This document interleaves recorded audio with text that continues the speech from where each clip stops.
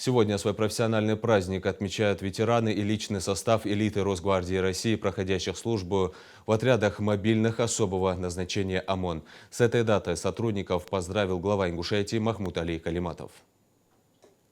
Уважаемые сотрудники и ветераны отряда мобильного особого назначения Республики Ингушетия, поздравляю вас с профессиональным праздником, Днем образования ОМОН. Основу этой чрезвычайно ответственной службы составляют преданные своему делу люди, бойцы твердого характера и самоотверженности, настоящие профессионалы, которые достойно выполняют свой служебный долг. Сегодня в ОМОНе Ингушетии работают мужественные и сильные духом люди, у которых большой боевой опыт осуществления служебных спецопераций и оперативных мероприятий. Приумножая славные традиции своих предшественников, они добросовестно несут службу на переднем рубеже защиты правопорядка, обеспечения безопасности наших граждан, охраны их покоя. Мы искренне гордимся нашими ребятами, настоящими патриотами Родины, которые являются собой пример безупречного служения родному краю и стране. Участвуя в специальной военной операции на Украине, проявляя мужество, героизм и беспредельную преданность Отечеству, они с честью выполняют поставленные перед ними боевые задачи по защите национальных интересов нашей Родины. Примите слова благодарности за ваш самоотверженный труд, за доблестную службу, ответственность и преданность делу. От всей души желаю вам здоровья, крепости духа и дальнейших успехов в ратном труде во имя мира и процветания Ингушетии и России. Счастья, добра и благополучия вам, вашим родным и близким.